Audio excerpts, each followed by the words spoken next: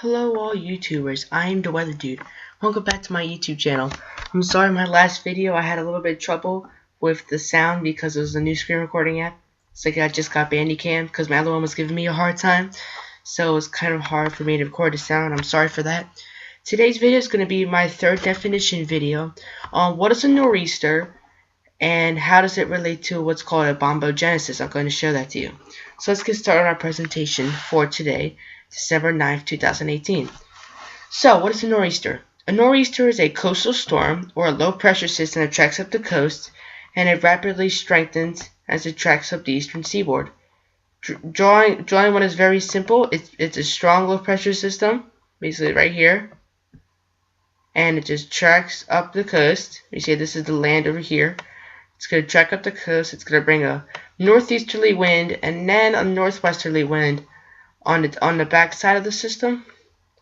Okay, so here is from the pros, from the Weather Channel, and basically we have a northeasterly wind may cause rain, snow, strong winds, or coastal flooding. Nor'easters make very hazardous travel, so you don't want to travel or be out on the roadways when a nor'easter does hit, because they're very, very deadly and they can cause a lot of snow and also a lot of ice as well. So you don't want to be out and about when when a nor'easter is happening.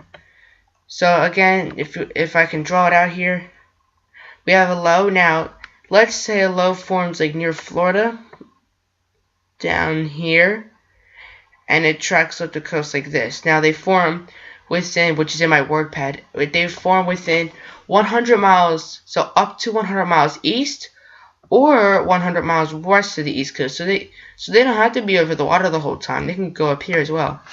But normally if it's these two tracks, for example, so if I turn on my pencil and I draw this out, normally if it's a track closer to the coast, the areas close to the coast are generally going to see rain. The rain's going to be back here, and then the ice is going to be a little bit farther to the west, like right here. It all depends what the storm, but in general, and then the snow is going to be farther inland. Now, one other thing about nor'easters, they can cause a lot of lake effect snow. Well, I thought you said it's called a nor'easter. It sounds like something that hits the coast. It doesn't just hit the coast. Ooh. Sorry, I'm getting used to this new drawing here. So once the low tracks up the coast, and let's say it gets right next to Portland, Maine, Boston, Massachusetts, right up here. This is in the Canadian Maritimes. That's when they reach their peak strength. So they do have a northeasterly flow. If you're north of the storm, they're gonna have a northeasterly flow. But on the back side of it, it's gonna bring that northwesterly flow and that westerly flow, and that's gonna enhance that lake effect snow, as long as the lakes are still warm. Once it's in the mid to late winter and the lakes are cold, there's really no lake effect snow. You gotta start relying on these winter storms that track across the country, or you gotta start relying on nor'easters and all that. So we'll go back to my WordPad. Oops, excuse me. So what makes a nor'easter? So again, they form and they track up to 100 miles west or up to 100 miles east of the eastern seaboard. They have a strong and very consistent northeasterly wind, and the storm is usually given a name in the process. Emily, or Dawn, or Avery, which happened November 15th, just an example there. They need to produce some kind of precipitation, rain, snow, sleet, etc., freezing rain. So my last statement here, you might want to know what a bombogenesis is.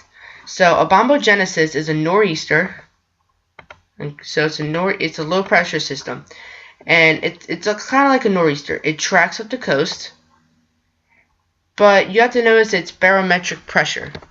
And what all the barometric pressure needs to do is drop 24 millibars or more in 24 hours.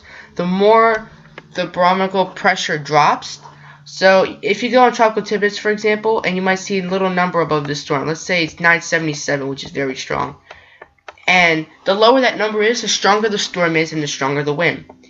So let's say this was a snowstorm and it tracks right here. And this is where it tracked in 24 hours.